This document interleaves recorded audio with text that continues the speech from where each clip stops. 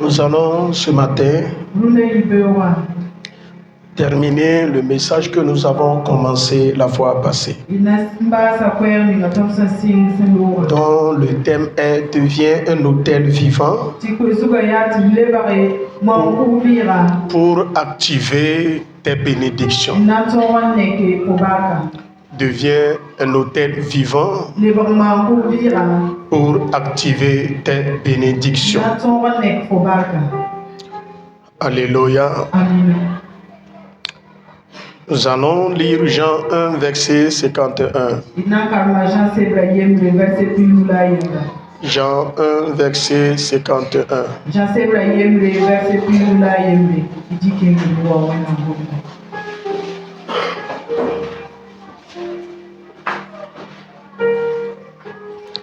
Et il lui dit, en vérité, vous verrez désormais le ciel ouvert et les anges de Dieu monter et descendre sur le Fils de l'homme. Amen. Veuillez vous asseoir. La fois passée, nous avons dit qu'il est très important d'être un autel vivant. Un autel vivant, c'est un autel qui est actif spirituellement. Être un autel vivant veut dire être un lieu où Dieu réside et se manifeste. Un lieu où Dieu réside et se manifeste. Amen. Alléluia. Être un autel vivant signifie être un lieu, en premier point, un lieu où Dieu réside et se manifeste dans sa gloire.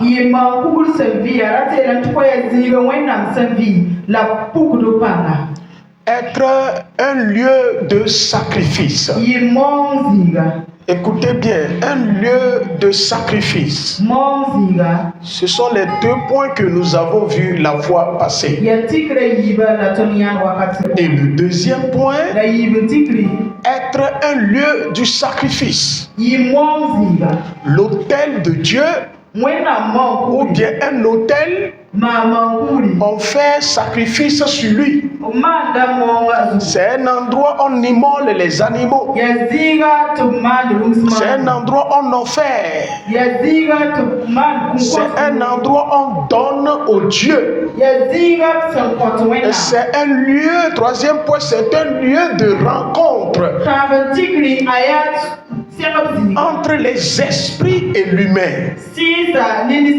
Donc, étant un autel vivant, il faut que toi, ta personne soit un lieu de rencontre entre le Saint-Esprit et ton esprit.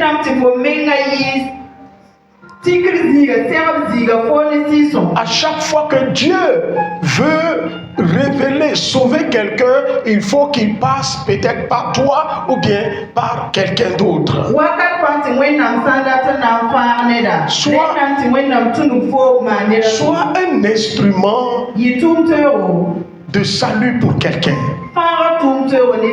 Alléluia.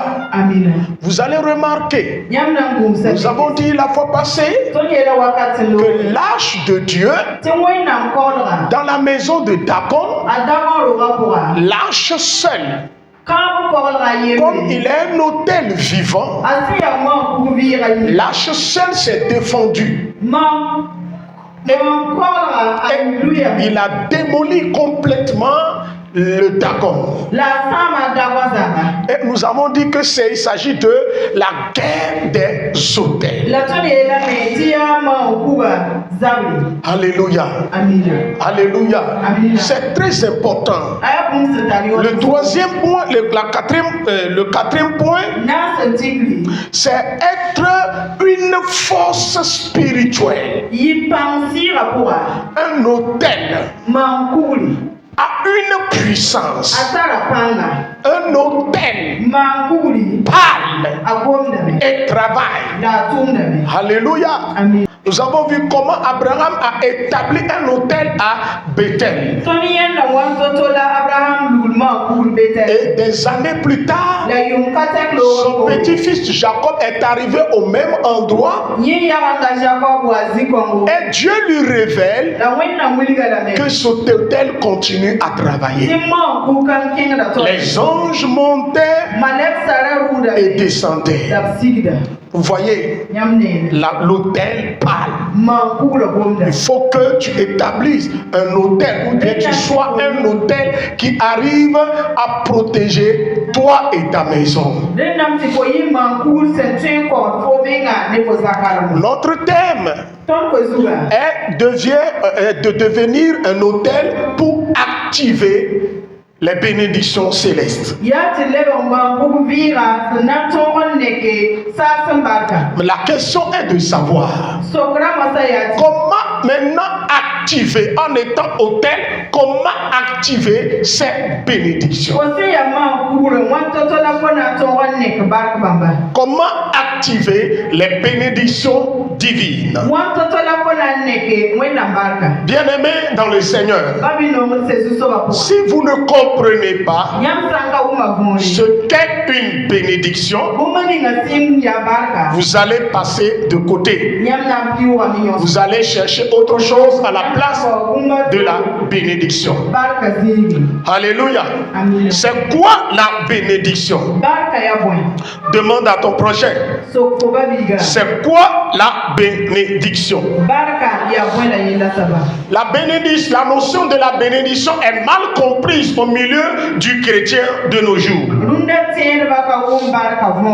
Alléluia. Avoir la richesse financière et matérielle ne signifie pas que tu es béni. Avoir de l'argent, construire maison, et tes enfants sont à l'étranger, tes enfants sont riches, ne signifie pas que tu es une personne bénie. Le monde a son interprétation et sa compréhension de la bénédiction. Pour le monde, tu es un homme béni. Mais aux yeux de Dieu, tu n'es pas béni. Est-ce que ce que j'ai dit est fondé bibliquement? Vous allez remarquer que dans la parole de Dieu, dans Genèse chapitre 4, Dieu a maudit Caïn. Mais au fil des temps, on a vu que Caïn a prospéré financièrement. Caïn et ses enfants ont prospéré. Caïn a construit des villes. Ses enfants sont devenus des savants. Or, quelqu'un qui est maudit, mais ses enfants ont réussi. Lui-même, il a réussi sur le plan social, sur le plan financier. Donc cela me dit que, au fait, la bénédiction selon Dieu n'est pas la bénédiction, n'est pas la richesse financière, n'est pas l'argent. Amen. Nous avons vu que Esaü n'a pas été béni par son père. Il a demandé à son père de le bénir. Le père dit: ce qui reste, c'est la malédiction. Mais Jacob, qui a été béni, sa vie a été marquée par des souffrances, des difficultés. Il a traversé le désert.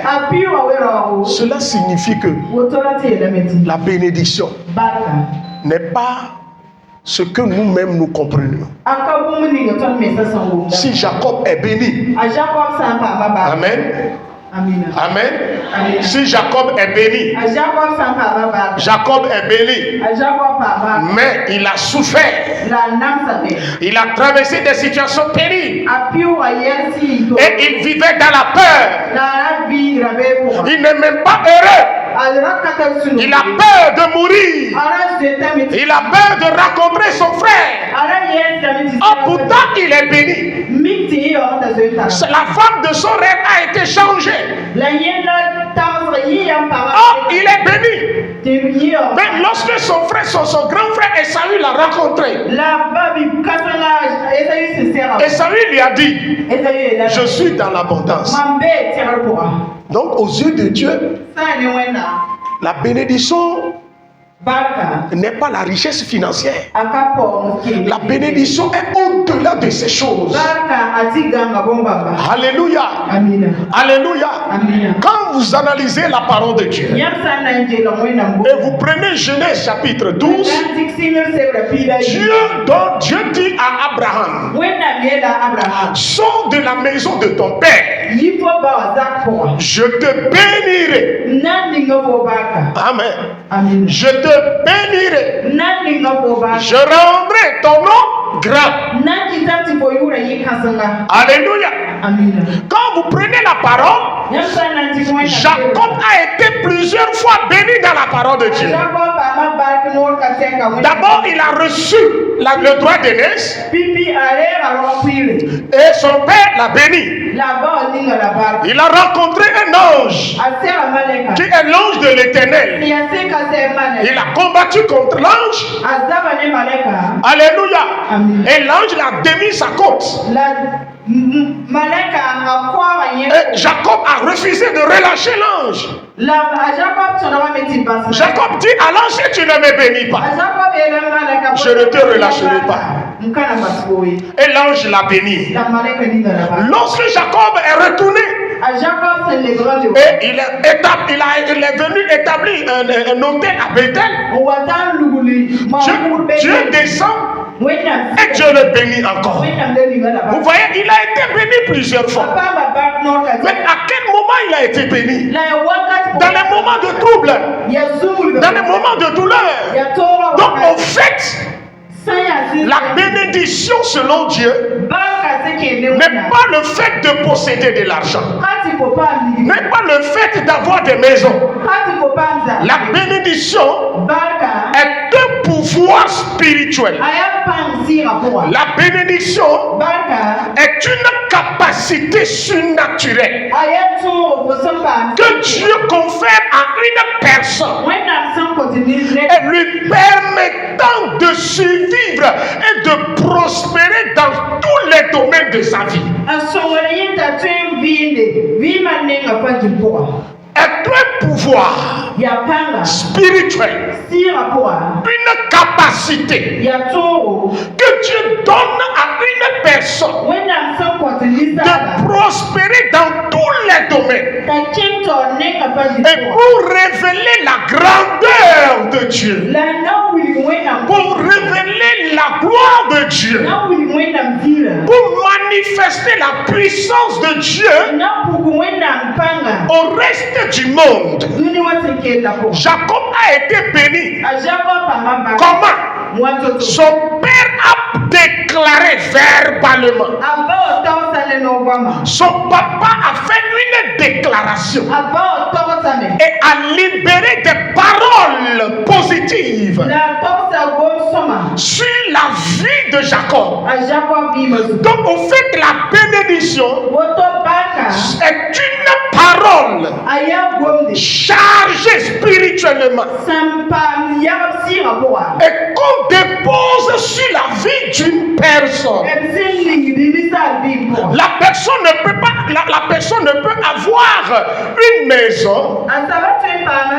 La personne, vous la voyez physiquement, elle n'a rien, mais elle est bénie. Avant que Jacob rentre dans la maison de son oncle Laban, il est béni. Joseph, avant de rentrer dans la maison de Potiphar, il est un homme béni. Et la Bible dit, tout ce qu'il touche prospère. C'est la bénédiction de Dieu qui te rendra prospère. Mais il faut d'abord activer cette bénédiction. Jacob a souffert. Jacob a traversé des situations difficiles. Mais pourtant, il est un homme béni. Aussi longtemps qu'il n'a pas activé La bénédiction, écoutez, n'a pas activé la bénédiction, sa vie ne prospère pas. Jusqu'au jour, il a commencé à activer la bénédiction de Dieu. Sa vie a commencé à changer. Les choses commencent à aller dans sa vie. Quand on parle de la prospérité, je veux prospérer. Tout le monde pense déjà à l'argent. Tout le monde pense déjà aux biens matériels, aux biens financiers. Mais il y a trois types de prospérité. Dis à ton prochain, il y a trois types de prospérité. Il y a la prospérité spirituelle. La prospérité spirituelle qui est la connaissance de Dieu. Quelqu'un qui prospère spirituellement, c'est-à-dire la personne arrive à connaître mieux qui est Dieu. La personne a une connaissance large de la personne de Dieu, du monde spirituel. Alléluia. La personne arrive à maîtriser, à connaître les lois spirituelles et sait comment marcher avec les divins, avec le sacré pour réussir dans le monde naturel.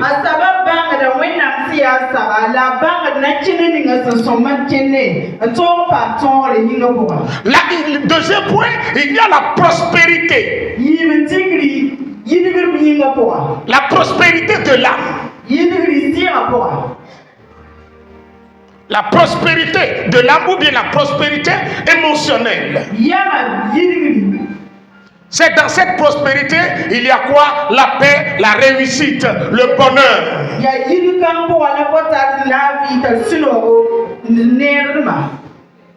Vous allez voir, quelqu'un est béni. La personne n'a pas d'argent, mais elle est en paix. Alléluia. On dit la bénédiction de Dieu ne s'accompagne jamais avec le chagrin. Si tu es riche et tu as de l'argent, mais dans ta propre maison tu n'arrives pas à dormir. Oh mon frère, il y a un problème. Et troisième point, il y a la prospérité physique, qui est le bien-être, la santé.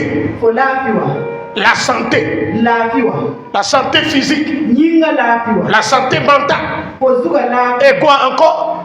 La santé financière. C'est ça. Les finances, mais sont dans le domaine physique.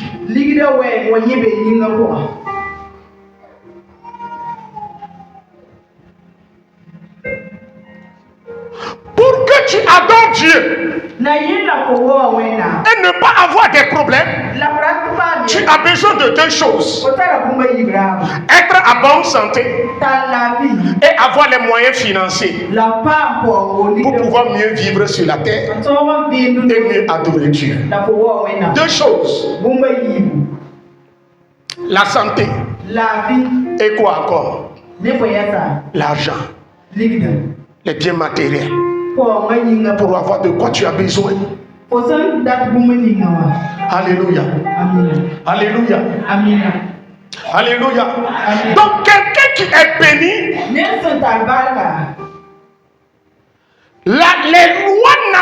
lois surnaturelles, les lois spirituelles s'accommodent avec les lois naturelles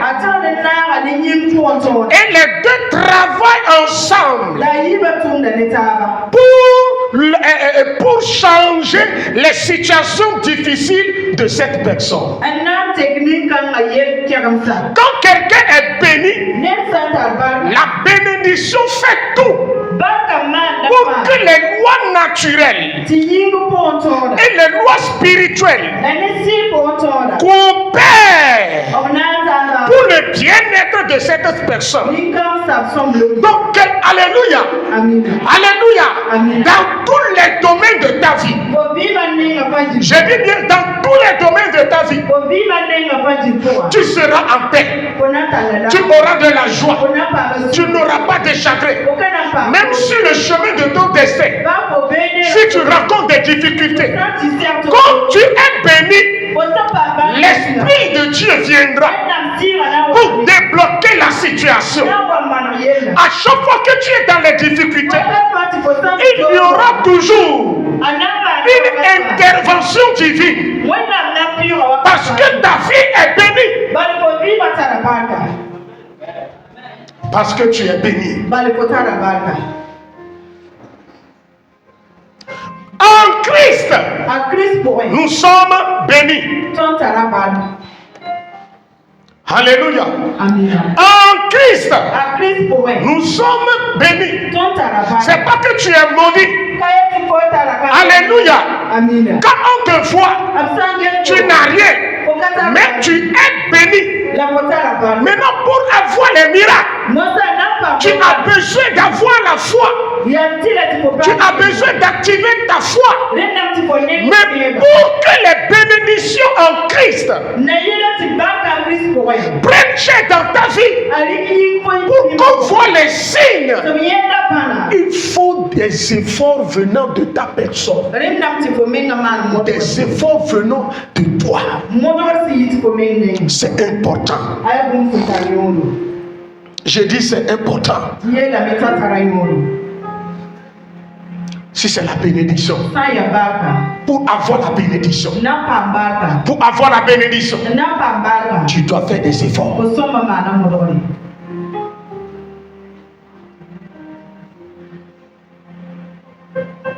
Pour posséder la terre, tu dois faire des efforts. Si c'est les miracles, c'est seulement la foi. Mais pour les bénédictions,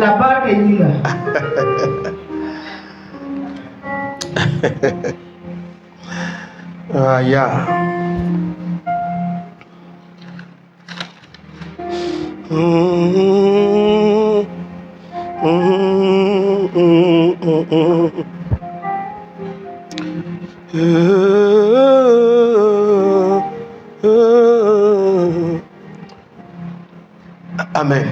Amen. Les chrétiens aujourd'hui veulent les miracles au lieu de chercher la bénédiction. Tu peux aller chez un homme qui est sous un manguier, qui prie sous un arbre, et aller recevoir la bénédiction. Pas aller recevoir l'argent, mais la bénédiction. Quand vous êtes avec un homme de Dieu, la seule chose que vous devez chercher, c'est la bénédiction. Mais pour l'avoir, vous avez besoin de faire des efforts, de poser des actes. Raison pour laquelle Élisée a marché avec son maître depuis des années. Mais le jour le maître veut quitter, le maître dit demande ce que je veux. Tu veux, demande tout ce que tu veux pour que je te donne, je te bénisse. Je veux te bénir avant de quitter. Alléluia. Amen. Alléluia. Qu'est-ce que tu fais pour recevoir la bénédiction?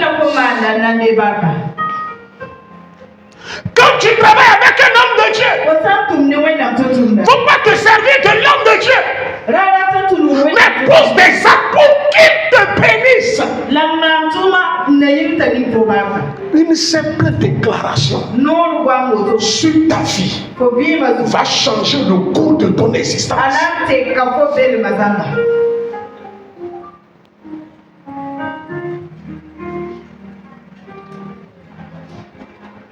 Je dis, une déclaration sur ta vie va changer le cours de ta vie. Deutéronome 28, verset 1 à 2. Deutéronome 28. Deutéronome 28. La première clé pour activer la bénédiction dans ta vie. Tu es béni. Mais pour voir les fruits de cette bénédiction, il y a des ordonnances que tu dois remplir. Il y a des conditions à remplir. Il y a des actes à poser. Alléluia. Verset 1. Si tu obéis à la voix de l'Éternel, ton Dieu, en observant et en mettant en pratique tous ces commandements que je te prescris aujourd'hui, l'Éternel, ton Dieu, te donnera la supériorité sur toutes les nations de la terre. Voici toutes les bénédictions qui se répandront sur toi et qui seront ton partage. Lorsque tu obéiras à la voix de l'Éternel, ton Dieu, la loi spirituelle, la première loi que tu dois activer pour entrer en possession de ta bénédiction, la loi que tu dois activer pour entrer en possession de ta bénédiction est la loi de l'obéissance. Abraham a activé cette loi. Jacob a activé cette loi. Isaac a activé cette loi. Après la mort d'Abraham, Abraham a livré tous ses biens à ses enfants. Abraham était fort riche. Il a donné une part à Ismaël, une part à Isaac. Mais la Bible déclare, à un moment donné, la faim a frappé la zone où ils étaient. Et Isaac voulait entrer en Égypte. Et Dieu dit à Isaac, ne descends pas en Égypte. Reste à Kérar. Reste à Kérar. Et demeure-y. Alléluia. Isaac a obéi. Et la Bible dit, cette obéissance a amené Dieu à bénir Isaac. Isaac est devenu plus riche que la nation où il vivait.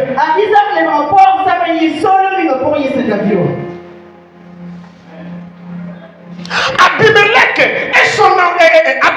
et son royaume ont commencé à avoir eu peur d'Isaac.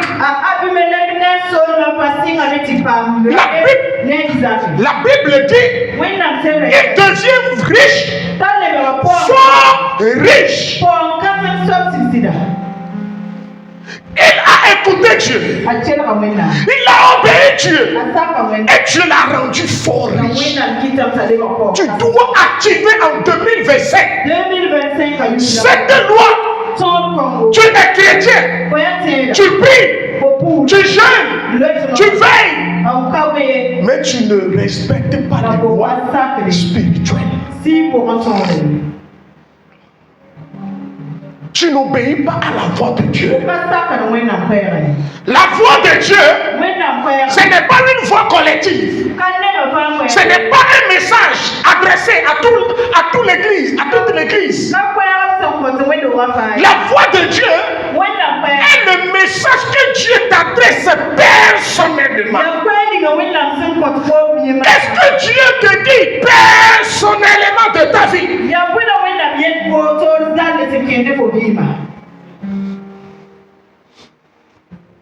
Tous les chrétiens peuvent vivre, certaines personnes peuvent vivre comme elles veulent. Et toi, qu'est-ce que Dieu te dit personnellement?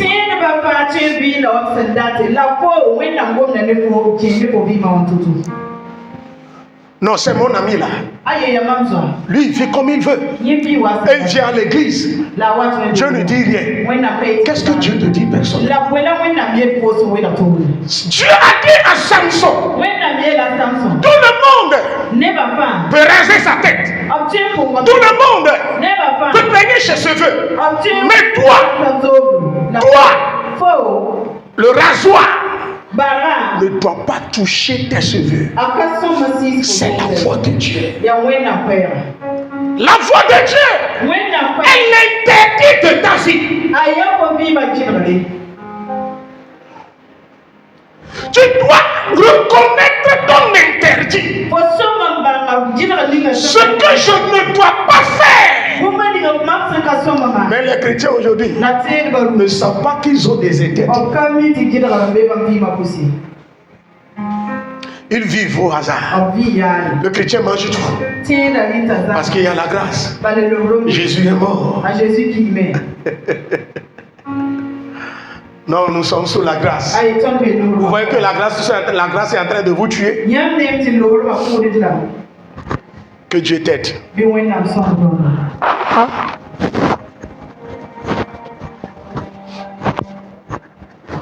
Vous voyez? Dieu promet la bénédiction. Il dit, si tu obéis, tu observes, voici toutes les bénédictions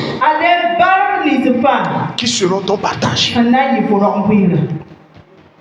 Lorsque tu obéiras à ma voix, je te donnerai la supériorité. Écoutez, je te donnerai quoi? La supériorité. L'année 2025 qui arrive, si tu veux avoir la supériorité dans le commerce, tu veux avoir la supériorité dans les affaires, commence à respecter, à mettre en pratique les lois spirituelles. Commence à obéir à Dieu. L'obéissance est la crainte de Dieu. Les gens ne craignent plus Dieu. Les chrétiens ne craignent plus Dieu. Mais il veut être béni. Est-ce que c'est possible? Seigneur, bénis-moi. Seigneur, bénis-moi. Ce que Dieu te dit, tu ne le fais pas. Tu seras béni dans la ville. Et tu seras béni dans les champs. Hey! C'est-à-dire, il n'y a pas un domaine où Dieu va laisser toucher par la stérilité. Quand tu obéis à la voix de Dieu, tu vas à gauche, tu seras béni. Tu vas à droite, tu seras béni. Même si c'est l'eau que tu vas, l'eau là va te donner des millions. Toute activité que tu mèneras prospérera, car tu as la bénédiction. Cette capacité que Dieu t'a donnée à réussir n'importe où, dans le désert, tu réussiras. Dans le désert, tu prospéreras. Tu m'en arrêtes. La loi, il faut l'activer. Abraham a obéi Dieu. Isaac a obéi Dieu. Joseph a obéi Dieu. Il est devenu premier ministre. L'obéissance à Dieu est la première loi du spirituel. C'est l'obéissance, c'est la désobéissance à la voix de Dieu qui a amené le malheur sur Adam et Ève.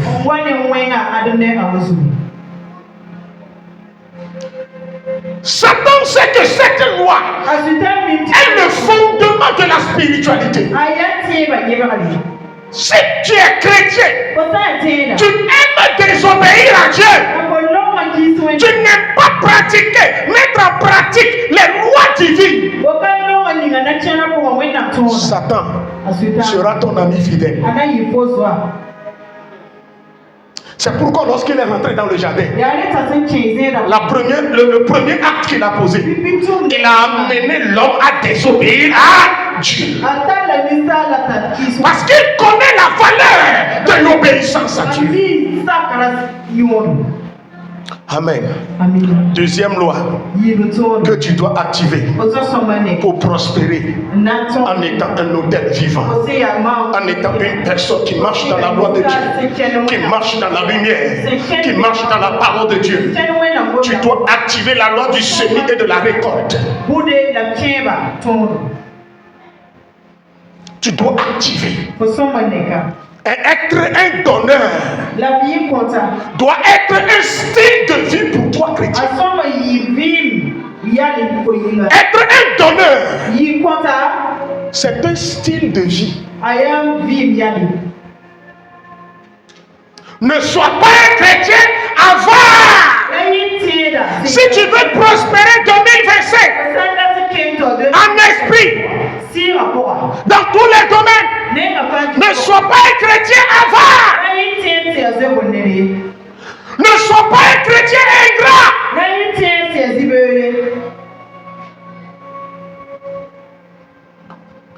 Un donneur. Regardez. Pour que le monde entier adore Dieu, il a donné son fils Jésus. Dieu même est un donneur. Et il continue de donner. Et il continue de nous donner sa grâce. Même si tu le blesses, même si tu l'offenses, même si tu l'insultes, il continue à donner. Mais toi, Seigneur, tu m'as dit de faire ceci. Je n'ai pas eu le résultat. Tu te fâches. Tu plies bagage. Tu pars déposer. Tu vas rester à la maison. Tu fais du mal à Dieu. Quand tu pries Dieu là, est-ce que c'est Dieu qui est béni? Ouais, comment les gens ne sont pas? Les gens sont malades. Va rester à la maison et on verra la suite. Va demeurer à la maison et tout le monde verra la suite. Tout le monde verra ta fête. Si Dieu ne t'aime pas, si Dieu ne fait rien dans ta vie, tout le monde verra la fête.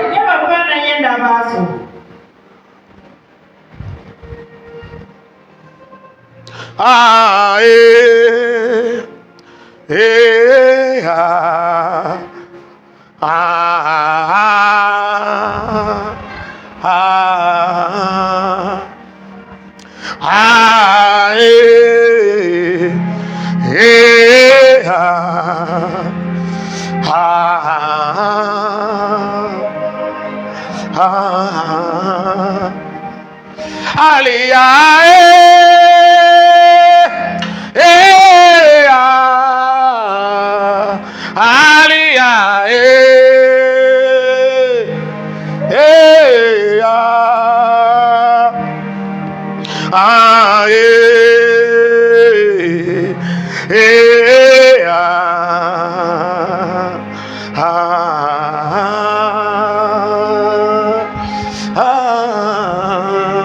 Sois un chrétien qui s'aime. Sois un chrétien qui s'aime dans la vie des gens. Sois un chrétien qui s'aime dans le ministère.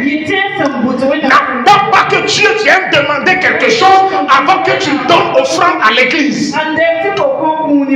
N'attends pas que Dieu vienne te demander avant de semer. Il y a une loi. Galates 6, 7 à 9. Galates 6. Le principe de semer pour récolter.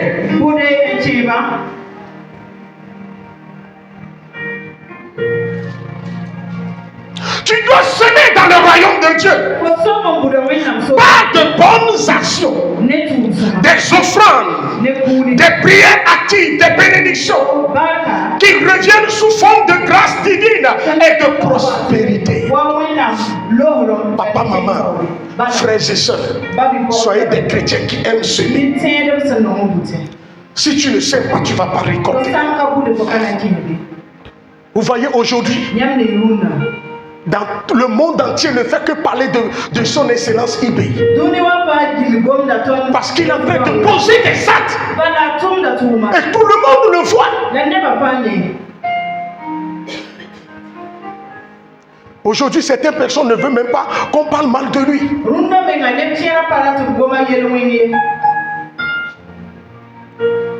Tu dois poser tes actes. Tu dois semer.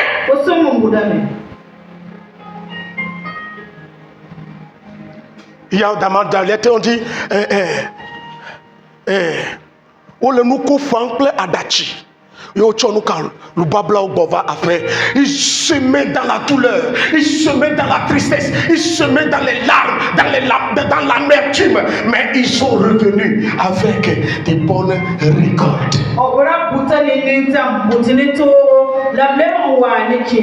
ne peux pas semer dans la paix au moment où tu n'en as pas pour prouver ton amour à Dieu. C'est pas parce que tu en as abondance.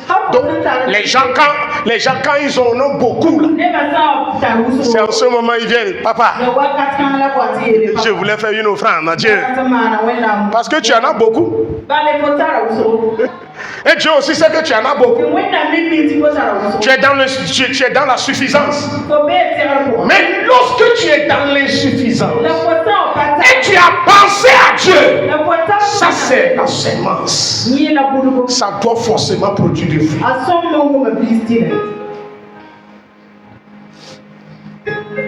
Dis-moi Amen. Certaines personnes, s'ils ont fini de manger, si elles ont fini de manger et elles sont rassasiées, c'est en ce moment elles pensent à qui? À Dieu. Galates 6.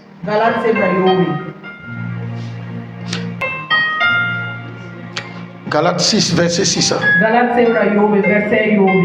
Il dit que celui qui a, que celui à qui l'on enseigne la parole fasse part de tous ses biens à celui qui l'enseigne. Si cela n'est pas bénéfique là, aujourd'hui là, qui t'enseigne? Qui t'enseigne ce matin? C'est moi. Dieu te dit de temps en temps, toi-même tu te lèves, pas pour aller recevoir la prière, pas pour aller recevoir bénédiction. Il faut aller semer dans la vie de l'homme de Dieu.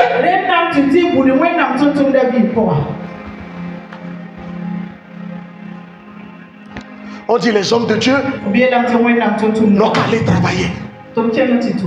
Chasser un démon n'est pas un travail. Guérir les malades n'est pas un travail. Enseigner les gens à abandonner la fornication, à abandonner la vie de débauche, la prostitution n'est pas un travail. Au moment où les ONG partagent les préservatifs, encouragent la fornication, ils ne résolvent pas le problème. Les hommes de Dieu enseignent, les gens abandonnent la cigarette, la drogue, la vie de débauche. Mais on dit, les hommes de Dieu ne travaillent pas.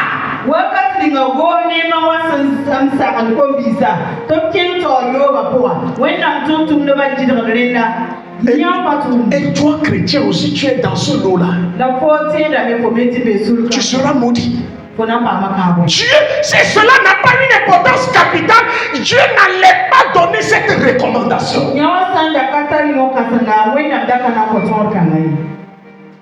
Quand tu as un problème, c'est en ce moment que tu vas venir vers l'homme de Dieu. D'autres même vont, l'homme de Dieu va jeûner, l'homme de Dieu va prier pour eux. Ils ne vont même pas toucher, leur cœur ne sera même pas touché. Et dire, homme de Dieu, prends ceci. Jamais.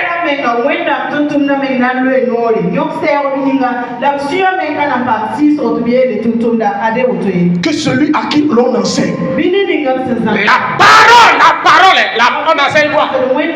La parole ne dit qu'on ne prie pas pour lui, on enseigne la parole. L'enseignement est capital. L'enseignement est important dans ta vie. On dit à cause de l'enseignement, fais part de tes biens. Va sonner dans la vie de cet homme de Dieu. Comment tu es là, papa? Comment tu vas? Prends ceci. Vous ne savez pas que c'est une bénédiction. Vous ne le savez pas.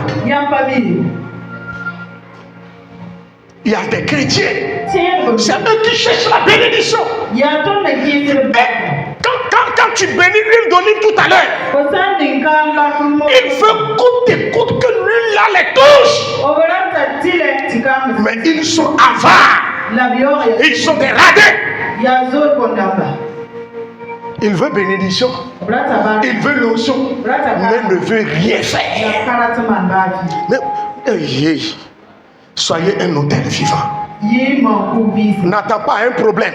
Il y a quelqu'un quand il veut voyager, c'est en ce moment il va se parler. Et au papa, je suis venu pour faire une semence parce que il a peur de mourir en chemin.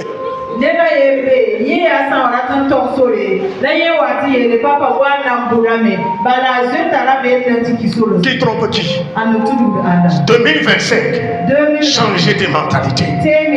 Dis à ton prochain, change des mentalités. Troisième loi que tu dois activer.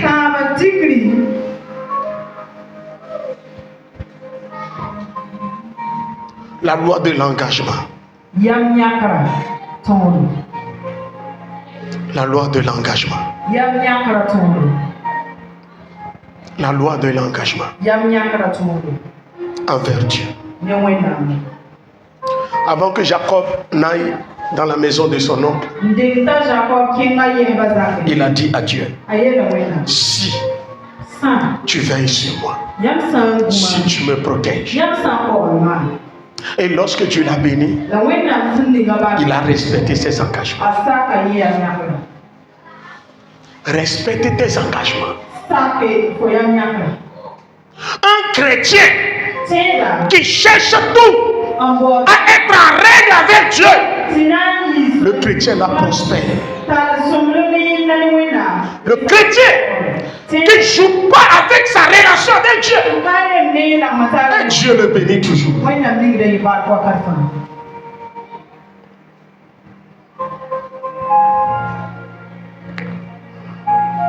Dis à ton prochain, Seigneur, fais-moi grâce.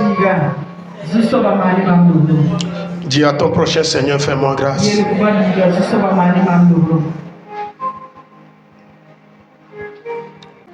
Alléluia. Donc, vous devez tout faire pour faire des efforts, prendre des engagements envers Dieu. Le monde spirituel est comme ça. Donc ceux qui ont marché avec Dieu, de Genèse jusqu'à Apocalypse, eux tous ont pris des engagements. Pierre se tourne vers Jésus et dit à Jésus, et nous qui avons tout abandonné pour te suivre, quelle est notre récompense? Nous qui avons abandonné nos maisons, c'est l'engagement. Es-tu prêt à marcher avec Dieu? Es-tu prêt à aller loin avec le Seigneur?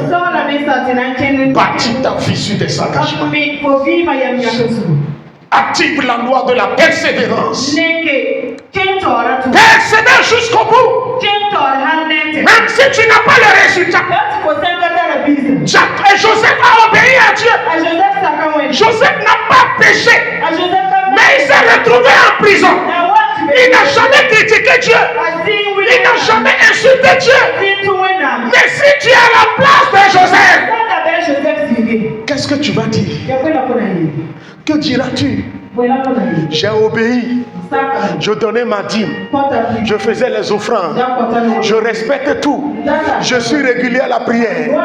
Oh, je fais tout ce que Dieu me demande. Mais me voilà encore en prison. Si tu es à la place de Jacob, de Joseph, tu feras quoi? Joseph n'a pas insulté Dieu. Il a toujours gardé le silence. Il a toujours obéi à Dieu. Il a toujours respecté Dieu. Mais nous les chrétiens d'aujourd'hui, petit problème. Regarde les propos qui sortent de ta bouche. Écoute même ce qui sort de ta bouche.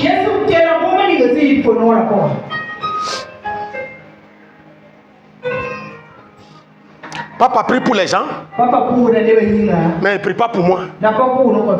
Sûrement, il a quelque chose contre moi. Papa est-il Dieu? Moi je peux te bénir. Si tu n'es pas en bon terme avec le Dieu Tout-Puissant, tu n'auras pas les résultats.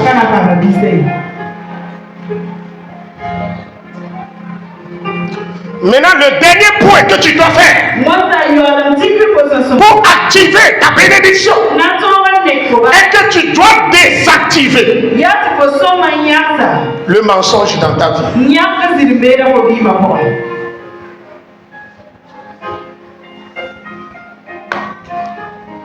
Regarde ton prochain. Dis-lui. Appuie le bouton qui désactive le mensonge. Les chrétiens aujourd'hui sont devenus des menteurs professionnels.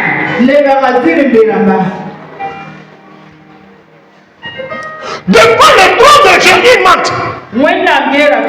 C'est que je ne sais pas quelle sagesse Satan leur a donné. Ils n'ont plus peur de Dieu. Devant l'homme de Dieu, ils mentent. L'esprit d'Ananias et de Saphira a rempli l'église. Mais l'église fait la bénédiction. L'église fait active. Elle veut voir la main de Dieu dans sa vie. Mais l'église est assise sur les mensonges. La Bible dit le père du mensonge est Satan. Papa, bonjour. Dans bonjour là, il y a un mensonge. Papa, soldat de Christ. Dans soldat de Christ là, il y a un mensonge. On dit soldat de Christ. Si tu sais que tu n'as pas gardé l'alliance, tais-toi. Dis que je n'ai pas gardé l'alliance. Quand on te dit soldat de Christ, tu sais que la réponse est garde l'alliance de Dieu. Tu sais que tu n'as pas gardé l'alliance. Tu dis je garde l'alliance. Dans petite salutation, tu mens.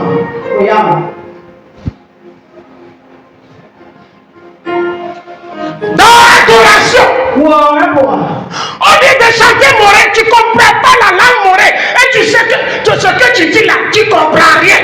Mais tu dis que c'est toi qui vas chanter.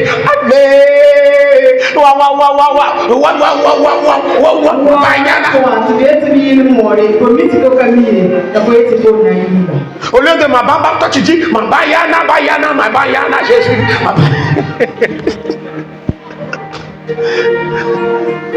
Tais-toi.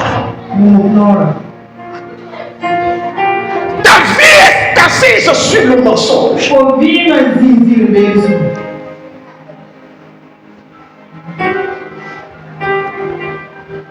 On t'appelle mensonge. Mensonge. Tu veux chier, mensonge. Tu veux uriner, mensonge. Tu veux manger, mensonge. Regarde ta propre vie. Ça sert à quoi? Désactive ta vie. Désactive le mensonge dans ta vie.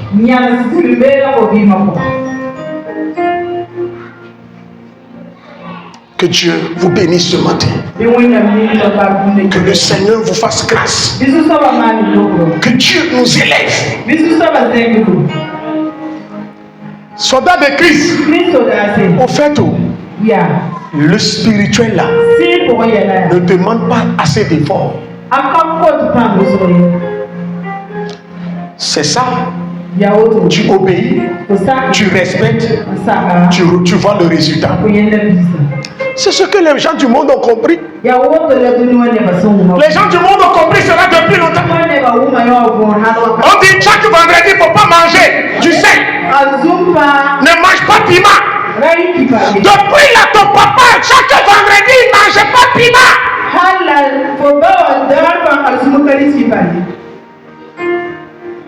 Mais toi, Jésus dit de ne faut pas manger piment. C'est vendredi, mais nous sommes sous la grâce.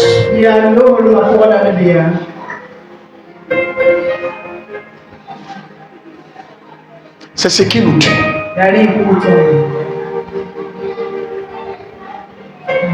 Le sacrifice. Active la loi du sacrifice. Le dernier point. Active la loi du sacrifice. Romains 12, verset 1 à 2. Tu dois activer la loi du sacrifice. Ta vie chrétienne doit être un sacrifice.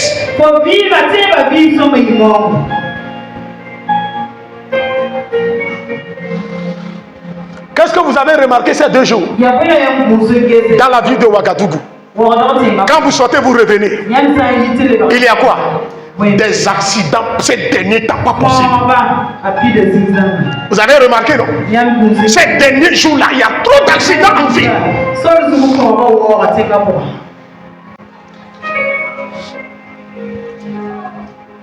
Au Togo, le pont est tombé sur des individus. Un pont échangeur là est tombé sur des individus. Les gens sont morts. La personne est garée au feu rouge. Échangeur là est tombé sur lui. Doucement. Des blessés graves. Donc, écoutez, le spirituel c'est autre chose. Des gens ont versé du sang, ont fait des sacrifices pour renforcer leur puissance, leur pouvoir. Mais le chrétien, si c'était avant, à la fin de chaque année, les églises organisent des veillées de prière, des jeûnes de prière. Des gens prient, des gens cherchent la face de Dieu. Mais aujourd'hui, tout le monde court. L'argent. Et on oublie l'essentiel.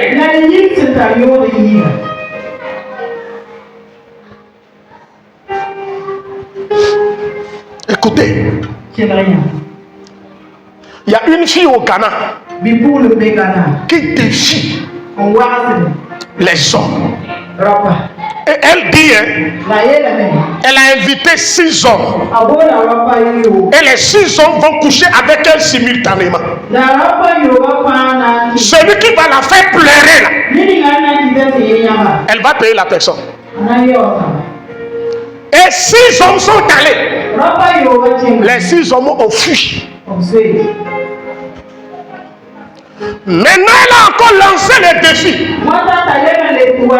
Quel défi? 10 hommes. Au Ghana, c'est sorti dans les journaux. Bon, vous là-haut, vous ne comprenez, c'est le spirituel. Elle ne couche pas avec les hommes, avec son propre sexe. Elle prend le sexe de la vache. Elle prend le sexe de l'éléphant. C'est un rituel. D'autres prennent la bouche du serpent pour venir coucher avec vous.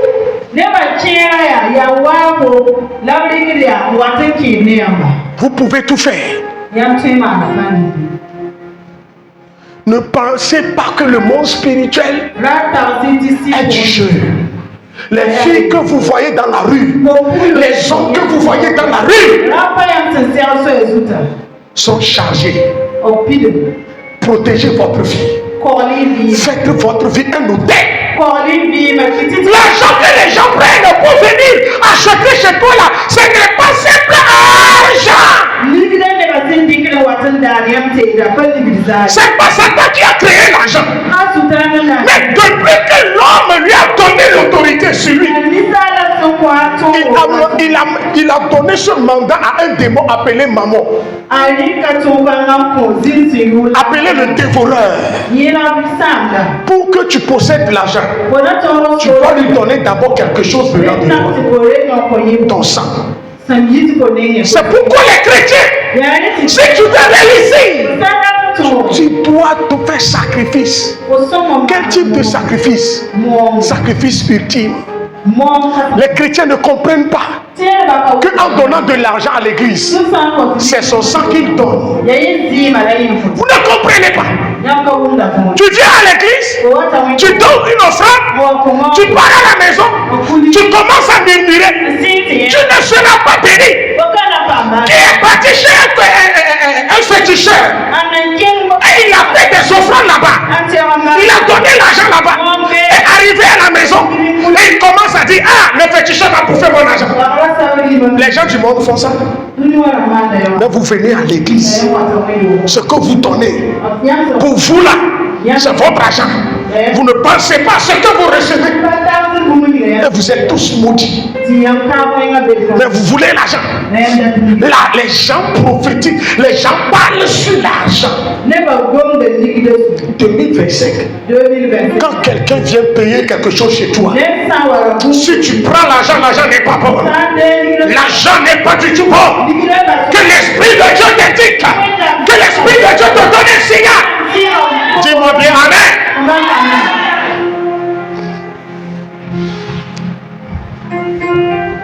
Tu ne veux pas protéger ton affaire.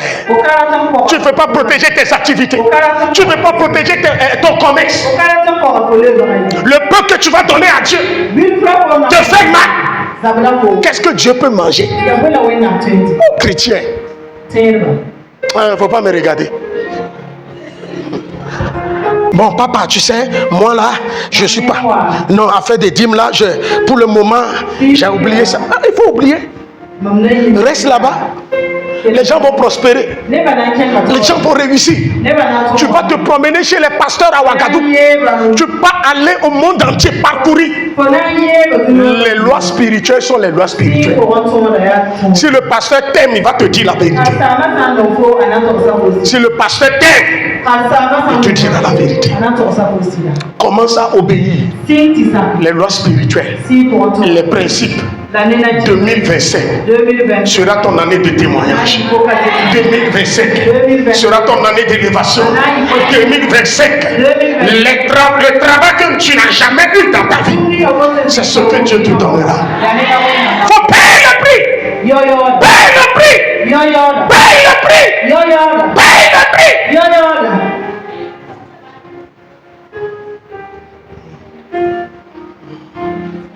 Quelqu'un a payé la dîme à l'église.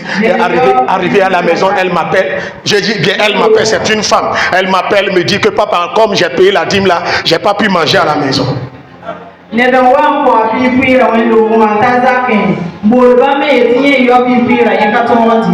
Et la fois passée, elle m'a appelé, je dis papa, je vais venir payer la dîme. J'ai dit garde ton argent, faut plus me créer des problèmes.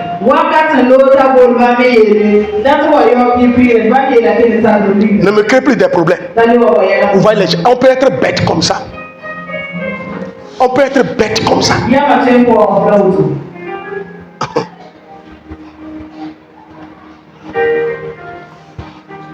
Que le Seigneur Dieu Tout-Puissant vous accorde sa grâce. Cette année, l'année 2025, ce sont les spirituels. Je vais révéler beaucoup de choses. Celui qui va marcher, il va obéir.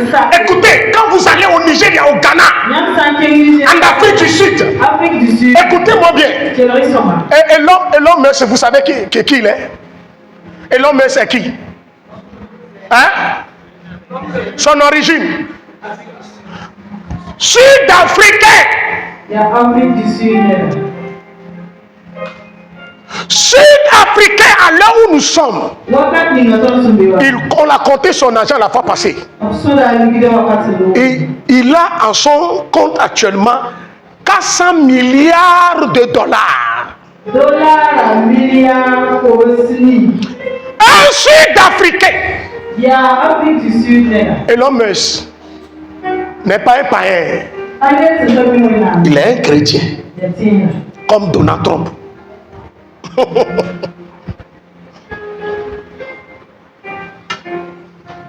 Et l'homme paie la dîme à son pasteur. C'est ce que vous ne comprenez pas. Et l'homme le plus puissant de la planète, lui-même, il est plus riche que l'Amérique, les États-Unis. Et l'homme, il dit, il veut atteindre une limite.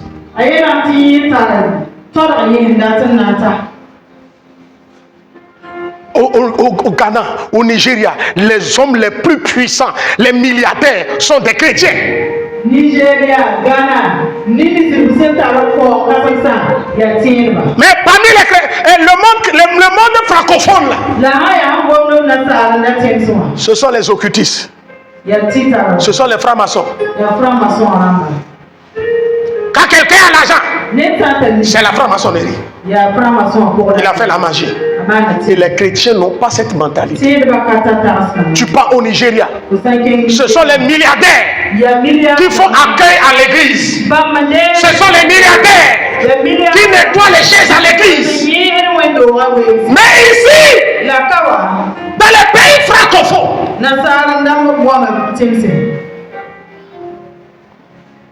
surtout c'est dans la francophonie, tu donnes 100 francs, il faudrait que tout le monde entier sache que tu as donné 100 francs à l'église. Et c'est pitoyable.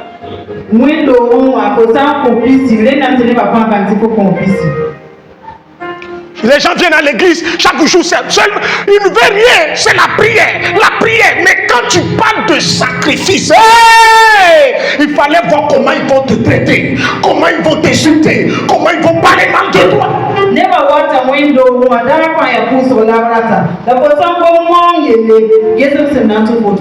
Qui est allé dans la brousse chez un féticheur? Et ils ont une fois vu que le féticheur a garé une voiture de un Range Rover à côté. Mais chez lui, les gens partent recevoir la bénédiction et l'esprit les accompagne et les affaires prospèrent.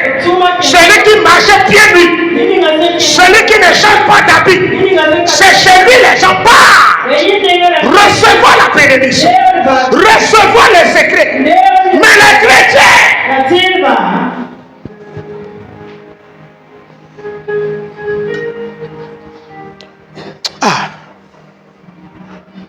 sixième clé, renouvelle ta mentalité. Renouvelle ta mentalité.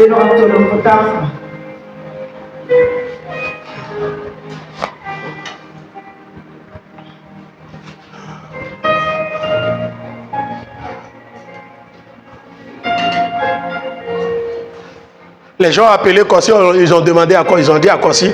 Kossi, quand tu viens à l'église et les chaussures de papa brillent comme ça là-haut, ça te dit quoi? On lui a demandé. Quand les chaussures de papa brillent, et toi tu es sur moto Caracas comme ça là, ça te dit quoi? Kossi, réfléchis. Kossi pense à ton avenir. Kossi lui continue à obéir. Voilà là où Dieu l'a déposé aujourd'hui. Et maintenant les mêmes personnes viennent vers lui lui dire, Kossi, comment tu as fait? Au moment où il faisait, il le critiquait. Maintenant, lorsque tu as commencé à le bénir, il ne pensait pas que ce qu'il faisait là, c'est ça qui lui a ouvert les portes aujourd'hui. Parce qu'eux, ils veulent recevoir. Non. Je sais, tu reçois. Non. Ils ne savent pas que la semence prend du temps pour produire.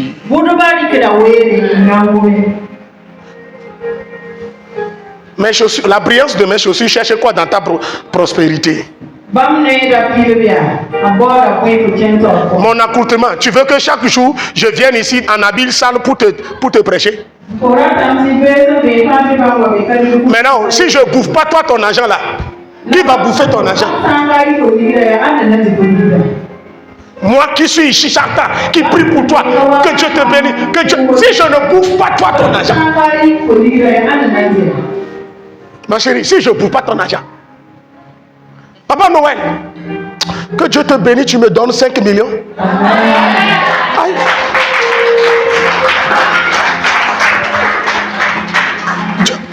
Dieu peut bénir Kossi, dit papa aujourd'hui, je veux te bénir, papa, prends 3 millions. Ça va lui faire quoi? C'est ça le secret, la loi du spirituel. Posez tes actes. Ne soyez pas des chrétiens seulement moutons. Ne soyez pas des chrétiens qui font comme ça, dans la main. Avant que le pays là ne change, qu'est-ce que IB a dit? Chacun doit contribuer pour l'évolution du pays.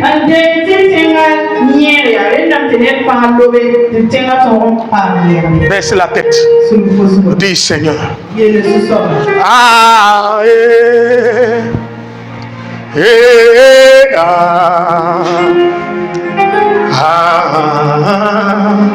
les domaines dans lesquels tu es tombé.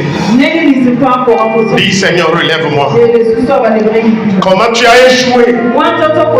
Les mentalités que tu as développées et qui t'ont bloqué.